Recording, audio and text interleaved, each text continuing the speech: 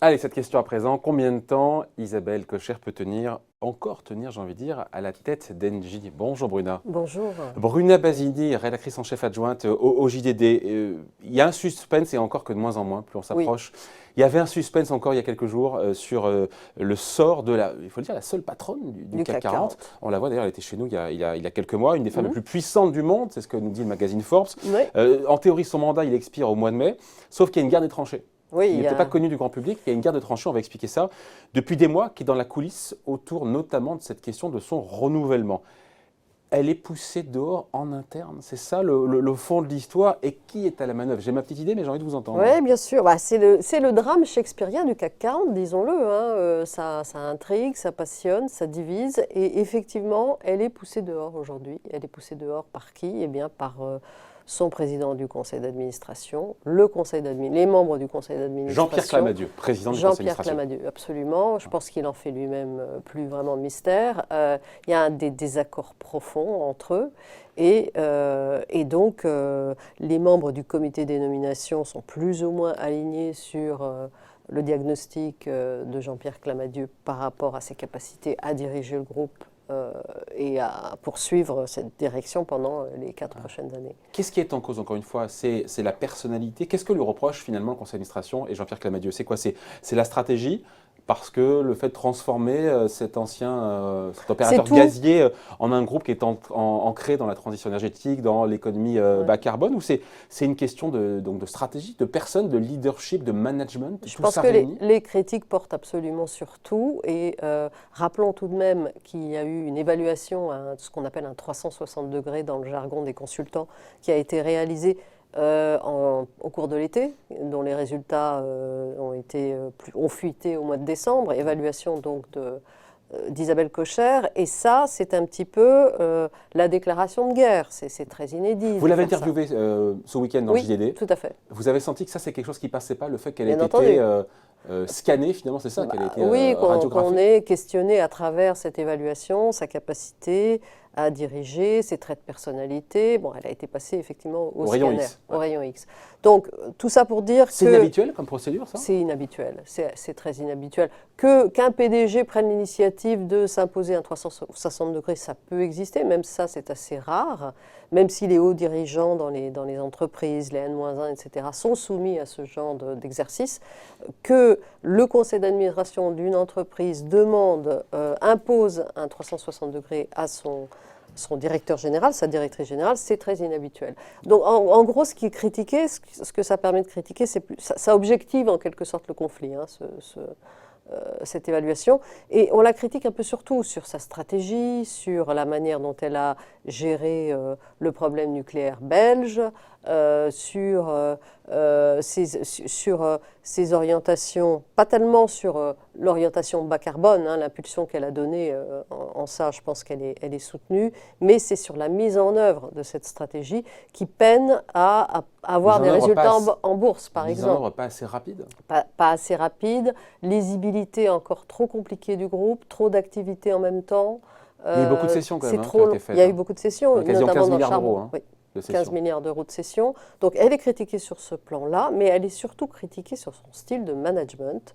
On pourrait parler d'un exercice solitaire du pouvoir. C'est en tout cas comme ça que ses détracteurs analysent sa personnalité de dirigeante, la manière dont elle dirige Engie. On lui a reproché, par exemple, d'envisager à un moment donné, sans se concerter avec son conseil d'administration, de réaliser une OPA sur Suez, filiale à 32% du groupe. Voilà, ce genre de choses ne passe pas. Son style de management, le fait de ne pas être suffisamment en lien avec son conseil d'administration, le fait d'avoir un comité exécutif pas suffisamment, je dirais, au point pour mener ce virement stratégique, trop jeune, pas assez capé. Enfin, il y a tout ça qui est mis sur la table. Alors, toutes ces critiques. Il y a sur la table, il y a ce qui se passe autour de la table. Autour de la table, il y a l'État. L'État, c'est le premier actionnaire d'Engie, 23,6% du capital. Est-ce que c'est lui, in fine, Bruna, qui aura son dernier mot parce qu'au départ, on avait cru comprendre qu'il comptait laisser le conseil d'administration Décider. gérer et que l'État ne voulait pas s'en mêler. Et on a senti dans la stratégie d'Isabelle Kocher qu'elle voulait politiser cette affaire. Oui, à travers l'interview qu'elle a accordée au JDD, très clairement, elle en appelle à l'État. En lui disant, après tout, je suis le bras armé industriel de votre politique bas carbone, donc soutenez-moi. En quelque sorte, c'est un appel au soutien de son premier actionnaire. Oui, mais l'État, il n'a pas de chose de les renvoyer l'État, clairement, à travers... Quelle est la position de l'État? Parce qu'on a entendu hier Bruno Le Maire qui disait à Reuters c'est le bilan économique d'Isabelle Kocher qui déterminera son maintien à la tête d'Engie. Ça veut dire quoi ça veut dire qu'ils vont laisser le conseil d'administration agir, et qu'ils ne vont pas s'en mêler, qu'ils ne vont pas faire pression. En ne donnant pas d'instructions non plus? Ils vont, à mon avis, ils ne vont pas donner d'instructions. Pas d'interférence? Je ne pense pas. Et puis il y a eu l'épisode de la liste des 50 soutiens. La tribune dans Les Échos, c'était lundi, non? C'était lundi. Les choses vont très vite, hein. C'était lundi. Assemblage assez pas baroque. Hétéroclite, et je pense que le gouvernement n'a pas dû apprécier. Il faut dire Villani, Bertrand, Hidalgo, Jadot, etc. Pour dire. De gros opposants au gouvernement en place, quand même, disons-le. Je pense que ça n'était pas très adroit, en tout cas. Pour dire que c'est formidable. Voilà. Et donc le refus, si vous voulez, du gouvernement, de l'exécutif, à mon avis, d'être entraîné sur un terrain politique ou du genre, d'engager un débat à travers son renouvellement de ce type-là, je pense que ça n'a pas plu du tout. S'il y avait encore des hésitations sur le fait de soutenir Isabelle Kocher... Donc c'était cette tribune orchestrée était un petit peu contre-productive. Ouais. C'est un peu rapide de dire ça, mais est-ce que c'est finalement Emmanuel Macron, in fine, ou pas, qui mettra fin à son mandat et au mandat, et là où c'est compliqué en termes d'image, au mandat de la seule patronne femme du CAC 40? C'est le problème, parce que en fait, c'est la seule patronne du CAC 40, et le fait qu'elle soit seule dans ce cénacle, si on la laisse tomber, si on ne la soutient pas, effectivement, en termes d'image, c'est pas très bon, mais en même temps, les autres peuvent faire valoir qu'elle n'a pas été capable de faire le job, que le conseil d'administration a fait son travail de contre-pouvoir, d'examen, de contrôle, et donc, au final, je pense qu'il peut se permettre de sacrifier Isabelle Kocher, malheureusement. Ouais. Et donc, si je vous suis, les jours sont comptés pour voir les hommes. Parce que Le Monde nous dit, ils sont bien informés souvent, que son sort devait être tranché fin février lors d'un conseil du conseil d'Engie. Manifestement, il devrait y avoir peut-être un conseil extraordinaire. Là, il semblerait qu'un conseil exceptionnel soit convoqué jeudi, donc demain. Donc 16 heures sont comptées. Donc c'est plié. Les aléas Jacta Est, je pense que le scénario, le scénario de succession est même déjà, à mon sens, mis sur la table.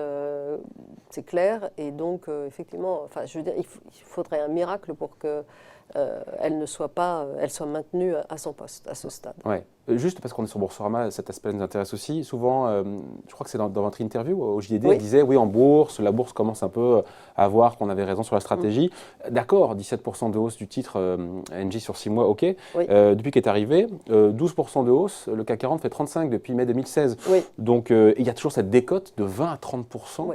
Sur le titre, donc la bourse doute toujours un petit peu de sa stratégie. Il faut pas, Oui, la bourse, le titre ne fait pas d'étincelle. Si on compare ce titre, ce qui a déjà été fait à plusieurs reprises avec ses concurrents, Iberdrola, l'espagnol Iberdrola, Enel, on est loin des performances qui sont à deux chiffres, à plus de 50% de ses concurrents. Donc, ce qui se passe, c'est qu'il y a un consensus aujourd'hui parmi les analystes qui suivent la valeur pour dire laissez-lui une chance, la stratégie commence à payer. On a vu, je crois que c'est JP Morgan, HSBC, etc.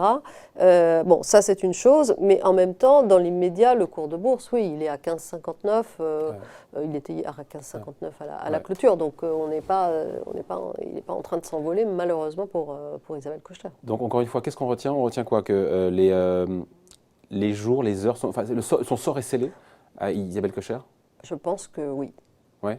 Je pense que son sort est scellé, oui. La suite, c'est quoi? Est-ce que cette guerre des tranchées, on se pose aussi la question, est-ce qu'elle va laisser des traces, encore une fois? Parce on le disait, Engie qui est en pleine mue stratégique.